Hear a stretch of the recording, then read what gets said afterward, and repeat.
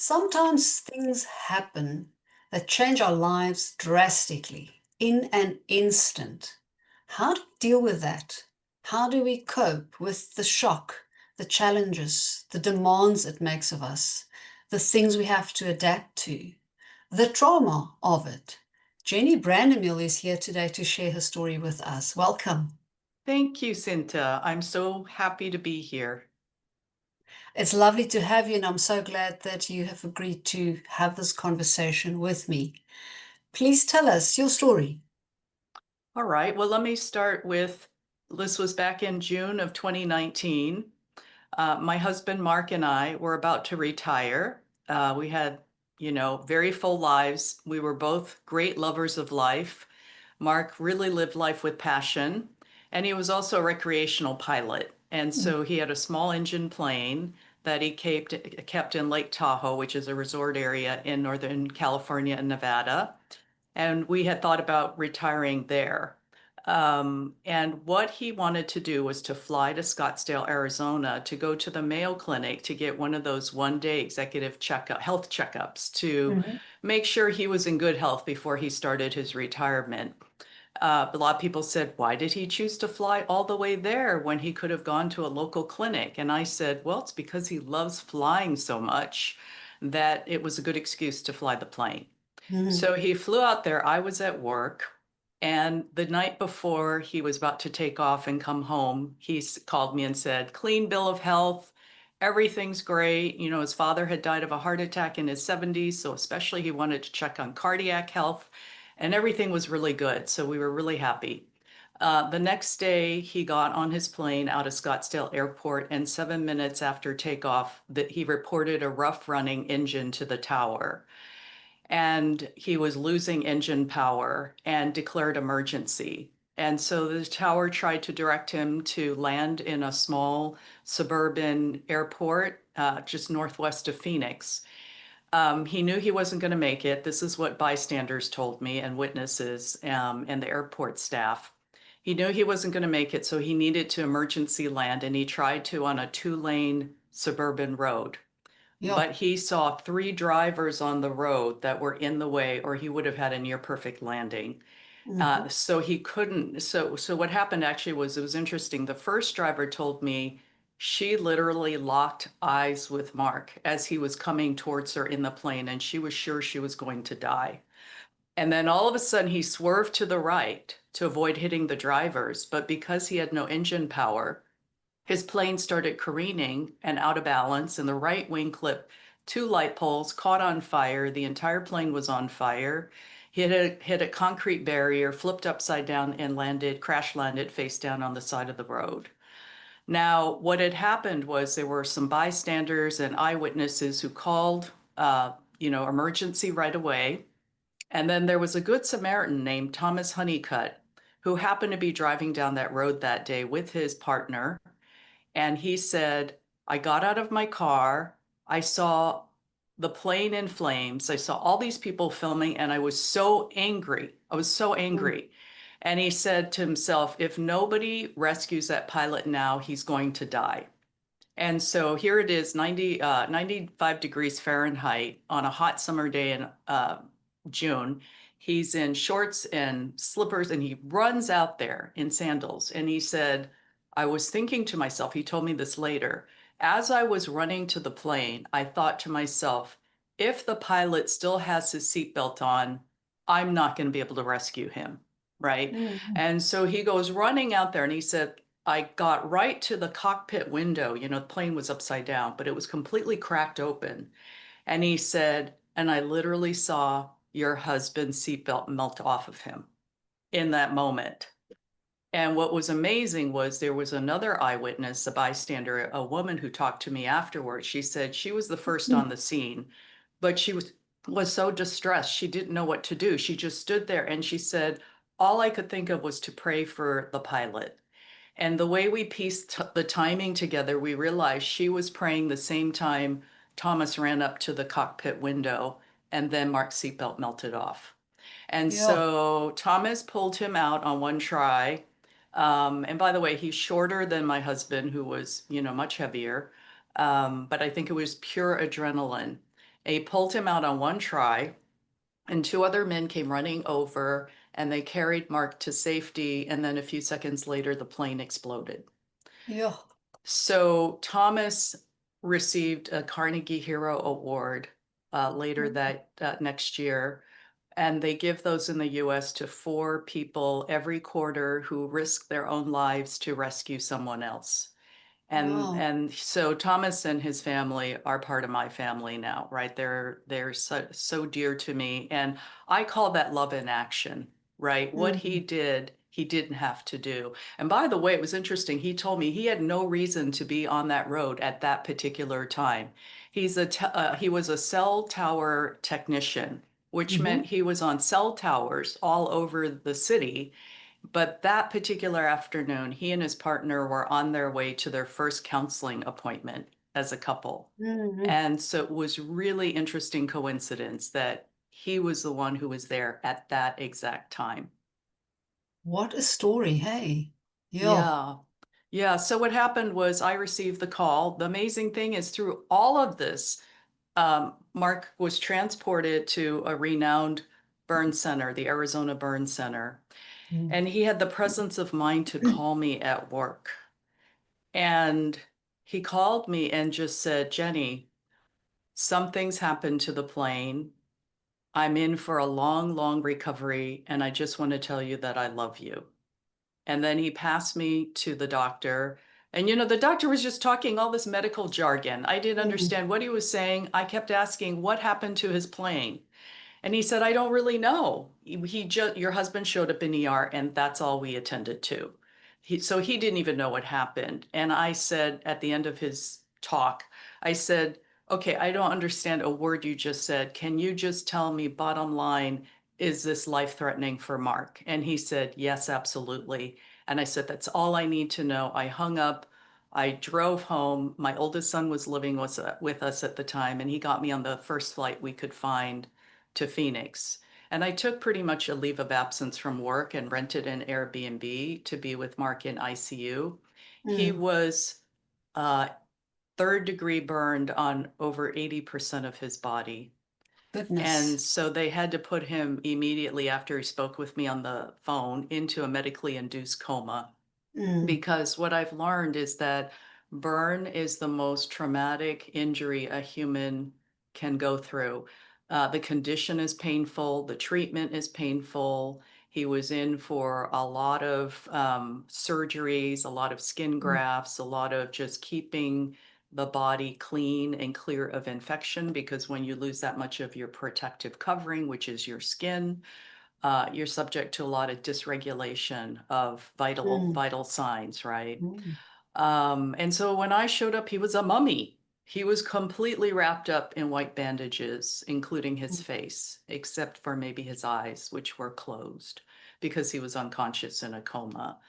And so my time at the burn center with Mark was a roller coaster. Every day was a life or death situation.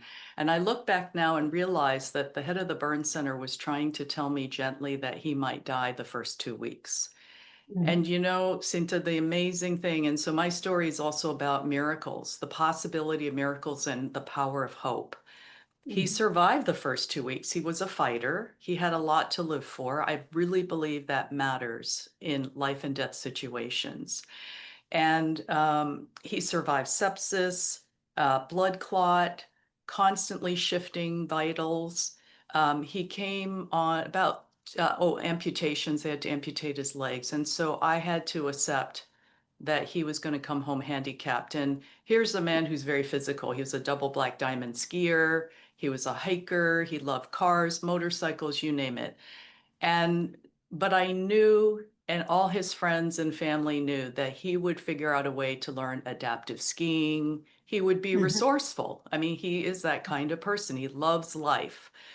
And during that time, I think it was probably the second month into this, he had a fungal infection that was near fatal. And the doctor said, you know what?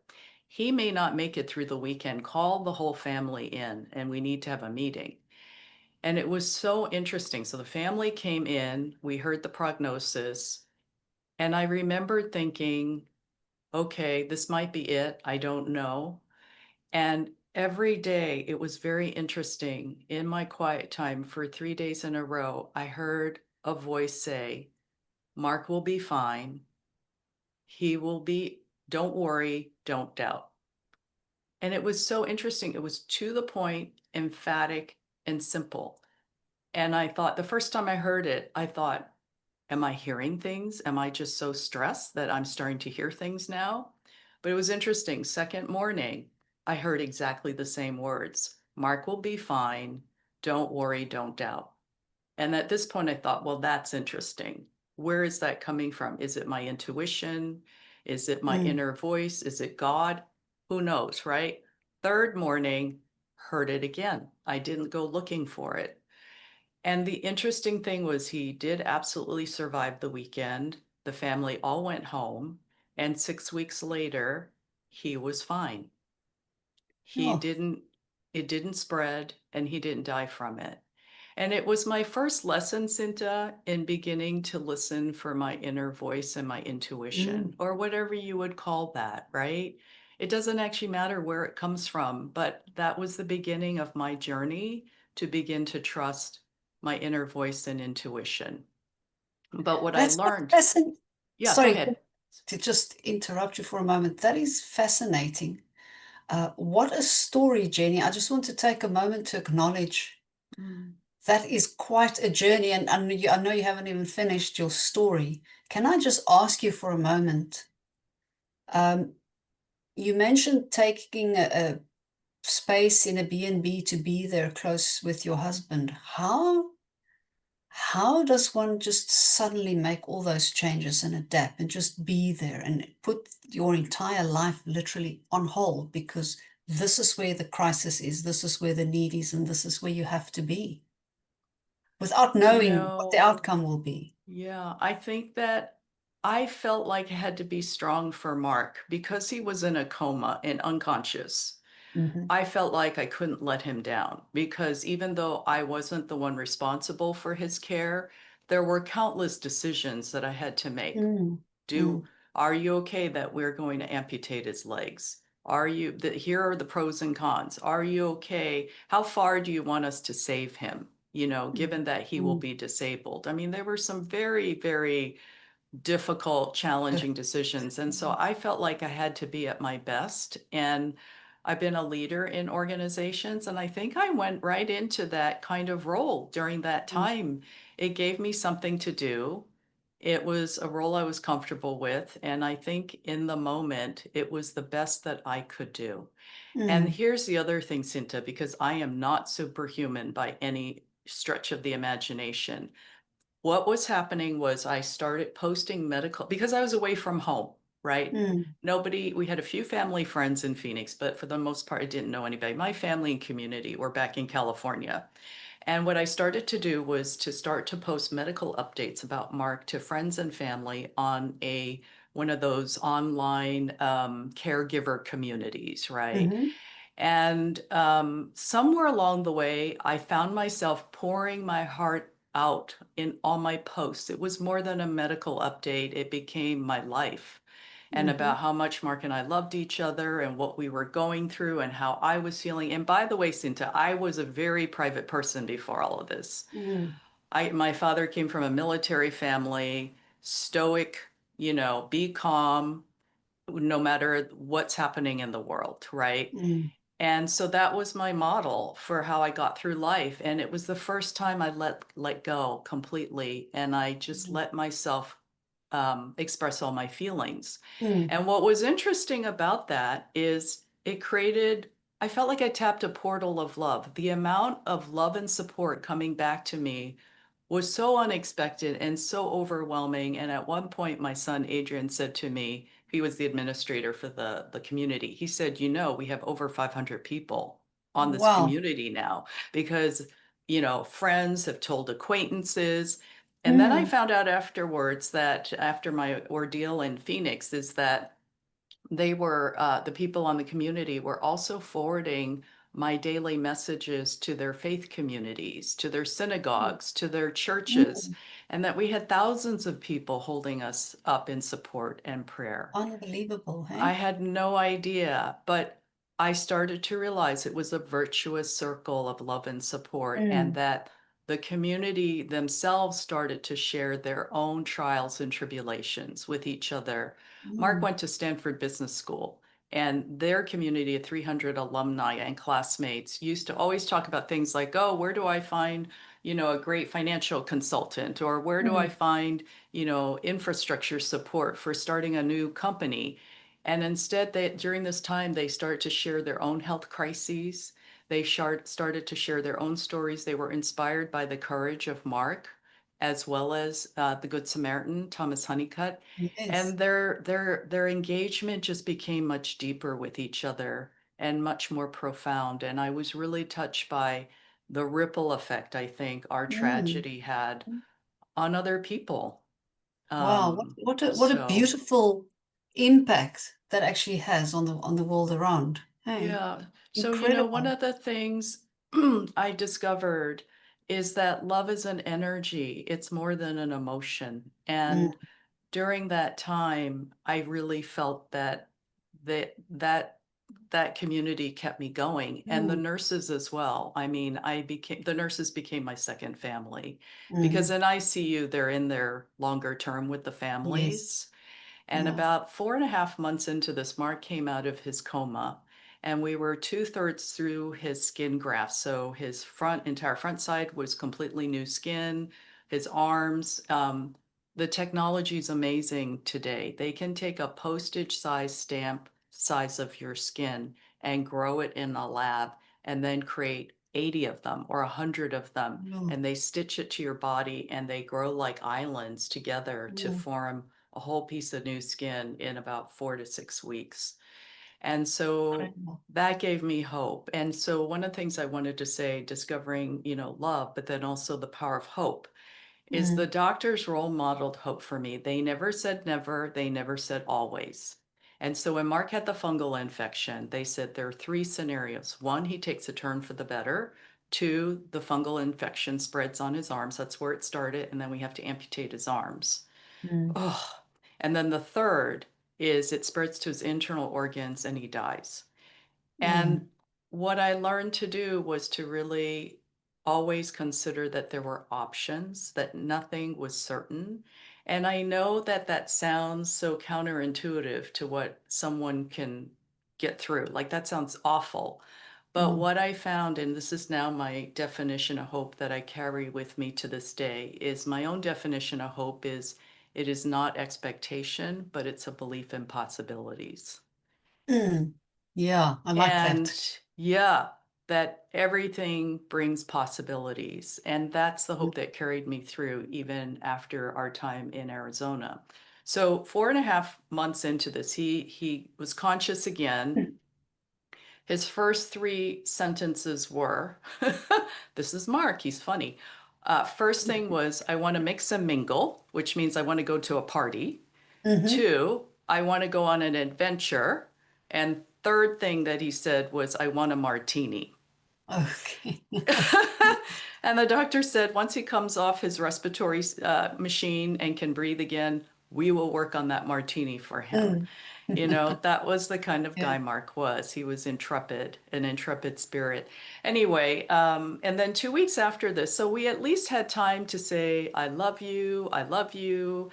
And in fact, at one point, he was very anxious about a procedure and he kept asking for me. I was not there. I was at a doctor's appointment, and this lovely nurse who was in her 20s, who had been with us all through this journey, she actually called me on speakerphone and put him on so that I could speak to him in his room. Now, that is extraordinary for a nurse to do. Mm. Most Amazing. nurses would just say, Mark, don't worry, Jenny will be here in 3 hours. Just hang in there, you'll be fine. Instead, she actually put him on the phone. And she said to me later, I did that because I witnessed such a love between the two of you. And I'm going to get all teary eyed. She said, it caused me to raise the bar for the kind of guy I want to date. Mm. And I was so touched by how much we inspired her. And by the way, later after I left Phoenix, she told me that because of her, how we inspired her. She ended up dating another male nurse that took care of Mark, and they became engaged during COVID. Ah, I know. oh, So to me, that is the story of how love is an energy. It's not just mm, emotion. It has a ripple effect. That's just another example. Anyway, so back to the story. So Mark was speaking again. He had a tracheotomy. He was tired. It was tough. And then 2 weeks into that, they called me and said he's not doing well. He's got an infection, and he died within 24 hours of an infection that was resistant to antibiotics. Yeah, and so it was fast. It was a huge shock to all of mm, us. We thought he was going to make it, although he would come home handicapped, and I knew it would be difficult and challenging. mm, But that was what happened, and I came home without him. I came home. It was hard. It was really hard that first year. It was a shock. sure. Yes, after all that treatment and everything that was done to rescue him, and then that, how does one deal with that? This must be very disappointing Yeah, also. yeah, it was really hard. I mean, I think that when someone is sick and they die, you have some preparation for it, though Mm, no one is ever ready for death, physical mm, death. And in this case, because he was healthy and it was a traumatic accident and we thought he was going to make it, it was a roller coaster emotionally. mm, Now, the interesting silver lining during my period of grief that first year was he died right before COVID. He died in mm. October of 2019, and by February, the world was shutting down, right? Wow. Beginning to Yeah. shut down.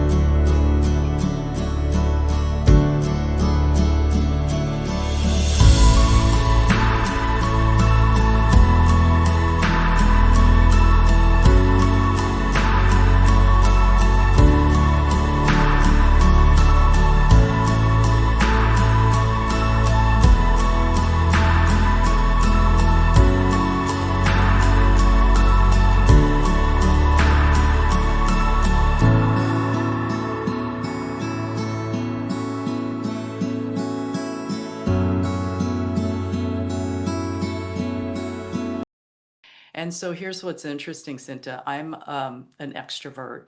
My natural tendency would be to run away, right? Which Mhm, I did do over the holidays. I went to Europe. My son lives in Zurich.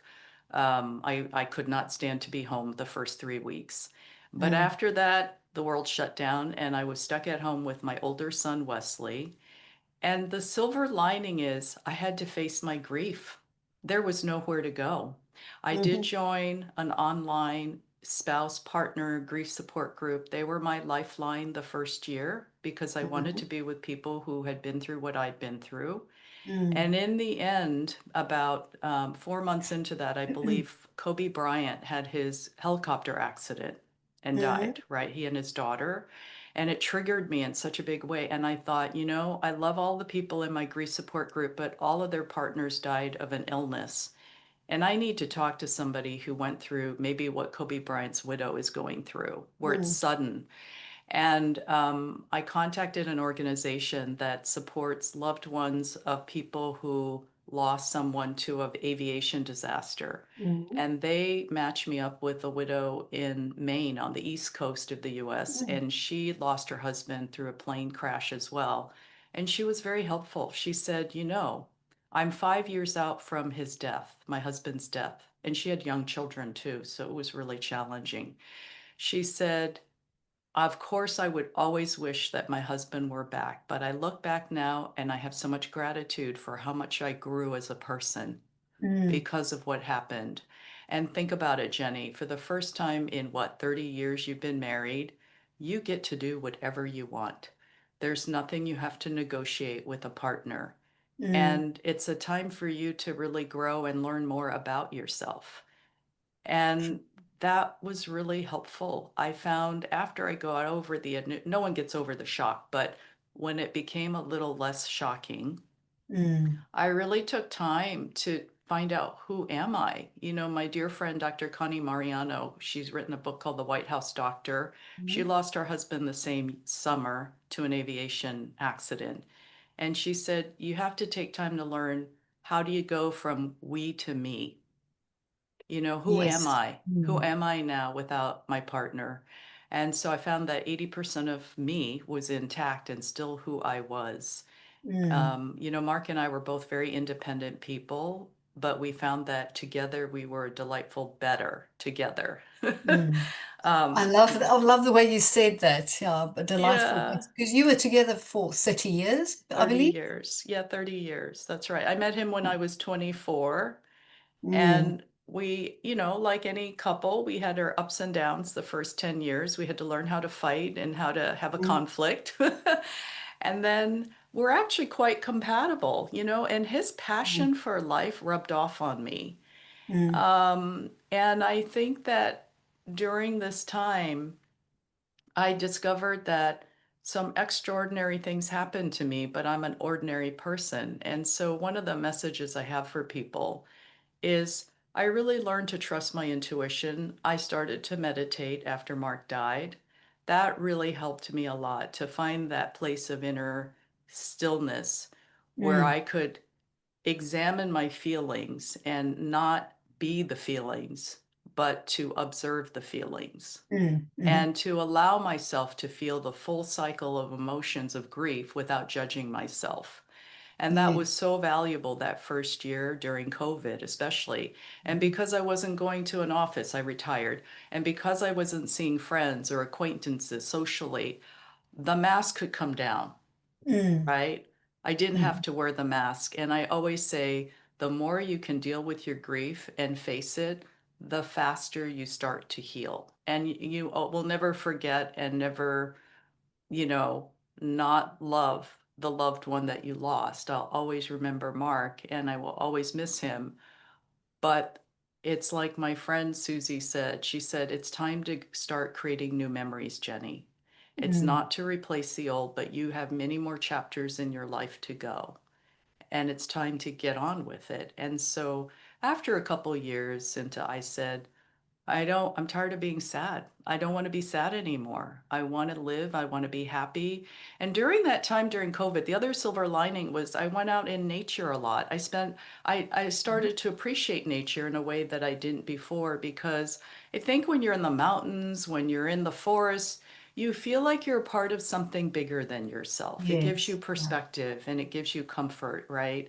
And I skied by myself for the first time. I found that people actually are more willing and interested in talking to you when you're a single person on a ski lift as opposed to a Mhm. couple. I had some really nice conversations with people skiing, even though it was scary at first. I went hiking by myself. I did a lot of nature walks by myself, and that was very soothing. But I also started meditating and I subscribed to the Oprah method. So, the Oprah method, I always had a monkey mind. I could never still my mind. And she said, Mhm. try this in January. And I started meditating in January. She said, start with 1 minute of meditation. And Mhm. then February, go to 2 minutes. And every successive month, add another minute so that by December, you're meditating 12 minutes a day. Yes. And I thought, well, that's really achievable. I can do that. Yeah. Sounds easy enough. It sounds easy and it feels achievable. So I Yeah. started with a minute and it was really interesting. In that meditation, it was snowing outside. I was up in Lake Tahoe. It was beautiful. It was just silent and white outside. And I felt very peaceful. And I saw an image of a white owl flying towards me. Mhm. And I thought, oh my God, this has never happened to me before. What is this? And when it ended, I felt very peaceful. And I just looked up what is the symbolism of a white owl. And in many cultures, a white owl symbolizes transformation and Mhm. change and growth. And I thought, well, that is where I am. That is the path I'm on. And I also heard, the voice. My intuition said, you'll meet another soulmate when you establish a daily spiritual practice. Because at that time, I was asking a lot of questions. Mm. Mark was my soulmate. He was the love of my life. Is it possible for me to meet another person who could be that in my life again? And I did recognize that I am wired for partnership. I do want to date again. But it was scary because I hadn't done it in 30 years. And online dating, wow. So, in a weird role reversal, my younger son, Adrian, the one who lives in Zurich, 24 years old, is the one mentoring me on online dating. Do it safely, mom.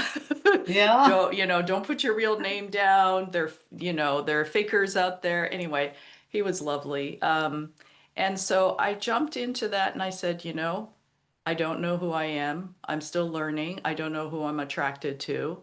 It's been a long time, and I'm not going to put pressure on myself to meet the one. I'm just going to Mm. use this as an exercise for feedback and to learn about myself. And so 5 months went past. I went on some dates. Nothing really clicked. I learned a lot about myself. And after 5 months, it was interesting. I was showing my dating profile to a widower friend of mine, David, who had lost his wife to cancer a few years earlier. And he looked at it and he gave me feedback. Oh, yeah, no, that's not a good picture. Here, include that one. And then he says, don't you think your search parameters are really narrow, Jenny? And I said, what? What? He says, well, okay, I understand you only want a 35-mile radius because the traffic's so bad in San Francisco. Mm. But he says your filters are only snowboarders and skiers. Don't you think that's narrow? And I said, well, I love to ski. And Mark loved to ski. And I said, okay, well, I think it's a proxy for fitness. And he said, well, what if they're a runner? What if they're a bicyclist? You're going to rule them out? And I said, oh, okay, you're so logical. Yeah, you're right. I'll take that off, right? And then a few days later on my Facebook widow dating group, we give each other advice. It wasn't to date each other. Someone said, how far would you be willing to go commute for a relationship? And I thought, oh, not at all. 35 miles. I was about to type it in. Then someone beat me to it and they said, I'd be willing to commute for the right person 2.5 hours. And then Mhm. I start to think, Mark was commuting by flight 1 hour from Reno, Nevada to California in his last job for 3 years. And I thought, we've had very fun vacations in San Diego, in Portland. So I changed my mind in the moment. I typed in, I'm willing to go on a 1.5 hour flight to San Diego, LA, or Portland for the right man. Mhm. And then a week later, Robert, my partner, got in touch online and he was from Carlsbad. And I said, Carlsbad? So here's the uncanny thing, Sinta. When Mark and I decided to go to Lake Tahoe to retire, mountains, lake, I grew up on Mhm. the coast in New York. And I Mhm. said to Mark, and I told no one else, I would still like a beach cottage in Carlsbad because I Oh, love the coast. yeah. I'm now convinced that my husband, Mark, guided us to each other. Mhm. And then here's the crazy thing. It was quite magical with Robert and I. So it took a while for us to date because he was in LA and Carlsbad and I was in Northern California. And so Mm. maybe we saw each other once a month. But by the third date, I knew he was the one. I knew he was the one. When Mark asked me to marry him after 4 months, I spent 6 months debating whether I should marry him. I lived too much in my head. And at the Yeah. end of the day, my friend said, do you love him or not? And I said, yes. And she said, then stop calling me to debate this. Just marry him. I'm tired of talking about this. So I thought the second time around, I'm not going to make the same mistake, right? Third date, I know he's the one. Now, it took us a while to kind of get our lives more integrated because it was a long distance relationship. But just even 2 years ago, and by that point, we'd known each other 2 years, we realized that we worked at the same company 30, no, 20, 27 years ago, or no, 30, Wow. 30 years ago. Right. We were both newlyweds. And he was a Ah. consultant driving from LA to the, Northern California. And I had just moved from New York. And this was my first job that I was only in for 10 months. It was not a nice place to work. but we probably passed each other in the hallway. We were never introduced, probably passed each other in the cafeteria, but we weren't looking romantically because he was Mm, married, he just got married that year, and I just married Mark that year. mm. And then here's the other crazy thing. Then after a few more months, we discovered that we were both living in the same neighborhood of Phoenix in 2019 when Mark was at the Burn Center. And his wife eventually died of cancer that year. And he was in that same neighborhood, 5 blocks at the hotel from my Airbnb, getting alternative cancer treatment for his wife. Uncanny. And then 2 years later, he found me online and he said, by the way, it was a bit of a mistake that I found you because on the first video call, I asked him, he said, where's Mountain View? That's the city I live in.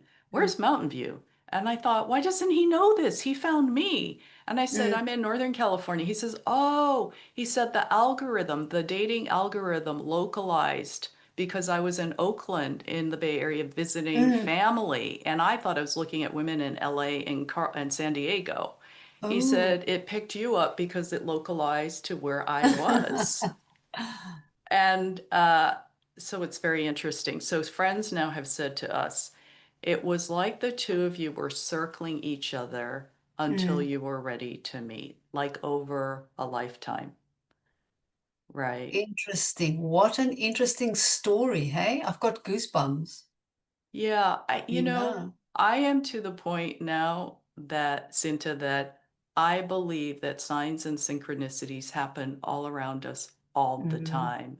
mm, It's just that when we're busy, distracted in this digital 24 by 7 life, we yeah. don't pay attention.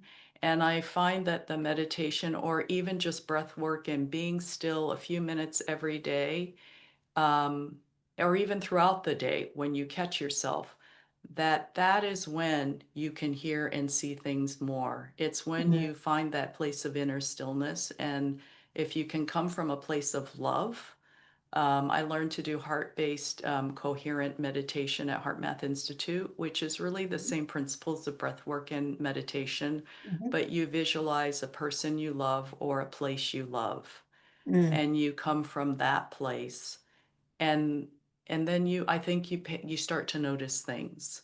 Yeah. But when you're running around crazy, crazy every day, right? You don't see it, but it's there. It's Mm. there. It's happening all the time. We miss so much of what's happening in this world and in this life because of our busyness and distractions, as you said. I often wonder how different life would be for the whole planet if that was not the case. Mm, Yes, I think that it would be a much more thoughtful, loving, and conscious state. I feel definitely. like there are a lot of us walking around, at least I was this way before Mark had his accident, unconscious, right? Mm, Just mm, living life on an autopilot of doing. I think we've yes. become a culture of doers as Mm, opposed to learning to be. yeah. And I understood that theoretically, but I didn't understand experientially what that meant until Mm, I had to go through, I think, this tragedy I went through. yeah. And it's so interesting, as tragic as it is, and I'm so deeply sorry for your tremendous loss that you suffered. Thank you. You mentioned how you got to a point where you realized that it offered you many opportunities to learn and grow. And it fits so well with the name of my initiative, Get Up and Grow, which originated from the concept that when life knocks us down, we have to get up and grow. And we do that by learning the life lessons that the experience offers us and integrating that into ourselves. And that gives us the power and the direction and the inspiration to move on, move forward, move in a different direction, take on new things, Mhm. you know, whatever is in store for us. So I'm delighted to hear your story and how it has turned into something new and beautiful all over again. I love the theme of your podcast series, Cinta, Mm, about get up and grow, because what I realized is that Mark and I both liked personal growth. I mean, we it was what kept our relationship interesting. He was, and it Mm-hmm. wasn't just personal growth. It was just always learning new things, right? He learned Mm-hmm. to fly 20 years ago. He was always learning new things. I was learning new things. I was a psychology major in college. I was always interested in human behavior. And I read it recently, a wonderful book by Dr. Gladys McGrady. She's a Mm-hmm. centenarian, and Mm-hmm. she wrote this book called The Well-Lived Life when she was 102. Wow. Yeah. She died last year at 103, but the one quote I always remember from her book is, "Life is your teacher. Mm, Everything in life is your teacher." And she talks about the setbacks and the ups and downs of 10 decades of life. mm. I love that. And Life is your teacher. Yeah. life is your teacher. But talking about books, Jenny, tell us about the book that you wrote. Oh, yes. So I was inspired to write the book because at Mark's memorial service, I had a lot of people say, "We were so inspired by your online posts to the Mm, community. You must write a book when you're ready because we think it will help other people."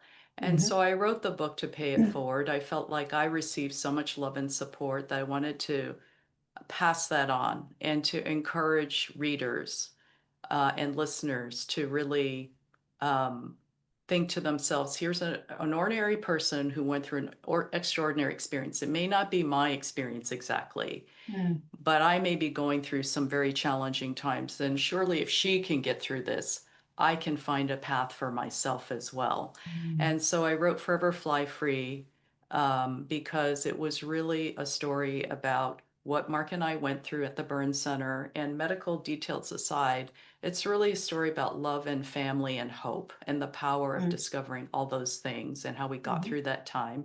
And then the latter part of the book is really about my grief journey, some of the healing that I went through, and then finding love again in Robert, and a bit of more of the magical story of how we met.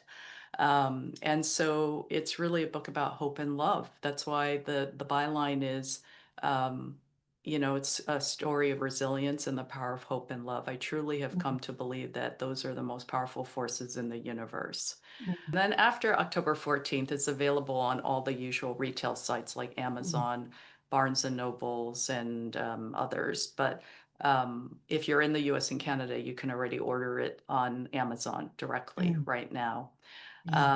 Yeah, so it's a book, and I have also written articles on Substack if people are interested. I've written about how to be guided by your intuition and just other things, courage, the topic of courage. Ah, courage. Yes, Uh, we need a lot of that to go through tragedy yes, like you've been through. Hey? exactly, exactly. Well, that sounds awesome. And we'll, of course, share all the details of your book with this video wherever we post it. And your book will also be listed as a recommended resource on the Get Up and Grow website where the community members can get to it as well. And I'm glad that our timing is so good. It's around the corner. You must be very excited. I am. It's a month Already. away, right? Yeah. So Yeah. it's a really exciting time to see the book launch soon. Mm. And writing a book, especially when you're sharing your own experiences, is also a labor of love on a different level, eh? Yeah, I think that for me, telling the story is what matters. I'm not here to advocate or tell anybody what to do. All of us have our own journey. Mm, And I purposely did not want to mm, be prescriptive or for it to be a self-help book. It's really just my story, and I want mm, people to take away whatever they uniquely find in terms of any of the gems in my yeah. story. And we can always learn so much from other people's experiences. That's the beauty of reading their stories or hearing them. Jenny, what can you tell us, if possible, in a nutshell? What have you learned about grief? What golden nugget of insight or advice, if you want to call it that, can you share with people who are going to listen to this conversation? It's so hard to think of just one, there's so many, Mm, but I would say I think what I learned at the Burn Center, which served me well during grief, is to just take it a day at a time and mm, to understand that today and the present time you have is reality. That is the true reality. And I think of what Eckhart Tolle said to a group of students once on video. I was watching this. He said, focus and live fully in the present moment. Don't dwell on the past. Don't overthink the future. Mm, And that served me well at the Burn Center with Mark, and it served me well during grief. yeah. Don't And dwell on to the past and don't and don't overthink the overthink. future. That's very valuable. Mhm. And just be in the present moment. That is real. That's the reality, Mm, the true reality. mm. Very valuable. Thank you for that. Yeah. And Jenny, on a practical level, I always ask this of people that I can because I want to offer something to the people around a person who's going through the difficult time. Mm, You were there dealing with this tremendous loss and the process of grieving as I'm talking to you now, I want to say the loss actually started at the time of the accident because there was already loss of autonomy and independence and good health and the whole fight that you and Mark had to go through fighting for his life and his recovery. And then he passed away, so more loss. Um, as that person who is in the midst of it, what can you say to the people around you who love you and care for you? mm, What can they do? What have you learned from your experience? What can the people around looking on, seeing the suffering, wanting to help do? What is the best thing? Some people want a bit of space and distance. Some people want to be close in there, but people always seem to be unsure of how they must do something, how much they must do, when to stand back. Can you enlighten us a bit on that based on your own Yeah. experience? Yeah. I think that there's often, I think in a lot of Western cultures, we're uncomfortable with the subject Mm, of death, mhm, unlike some of the indigenous cultures around the world. mm. And I think modern life removes us from it even more. Yes. And what I have told friends and family when they've tried to help me is I say, and for others who've gone through loss, is don't ask, oh, or don't say, I'm here if I need you. Let me know what you need. Because the Mm, person going through grief and loss doesn't know. They don't know. They've never maybe been through this before. mm, And so, what I counsel people to do is two things. One, offer an invite them to do something, and they can always say no. Pose it as a question. mm, Hey, let's go for a walk on Monday. Would mm, you feel up for that? And just be with them. There is no pressure to say anything other than to listen and to be a companion to them because mm, it's a mm. lonely time when you lose a loved one, right? Yeah. And Mm, they can say no because, to your point, some people just want to be home and they don't want to see anybody, but at mm, least you've asked, right? Or I want to bring you a meal. I know your favorite is lasagna, so I'm going to bring that tomorrow. Don't wait for them to ask you for food, so make offers and pose it as a question.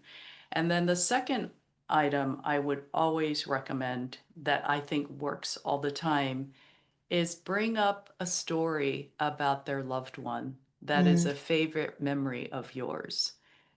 That always works. In my spouse and partners grief support group, we just happen to all be people who had happy marriages and happy relationships. I mean, no one, no relationship mm, is perfect, but the most part, we had good memories. And every time someone would bring up a favorite story, oh, my husband used to love to wear fedoras or certain kinds of baseball caps, and they would just beam, with so much love, mm, describing their husband or their wife, our partner, and the rest of us would just share in that glow of love. mm, And so, what I've counseled people to do is to share a favorite story of the loved one that they've lost. It is always going to create a good feeling when you don't know what to say mm. That's because wonderful. Yeah. It's keeping the memory alive. Some people go to a point where they don't want to talk about the loved ones anymore, don't want their names mentioned, and I think that's maybe not the best way to go. We need to talk about the people and remember the things and laugh about it together and cry about it together and Mm. just be still next to each other about it as well. Yeah. Yeah. What a wonderfully inspiring story. I'm so glad we had this conversation, Jenny. Thank you so much for sharing so much of your experience with us. There's so much more. It's such a profound journey that you've been on. I look forward to seeing your book, and I'm sure it's going to be a very interesting read. Thank you so much for sharing with us. Thank you, Sinta. Thank you so much for having me.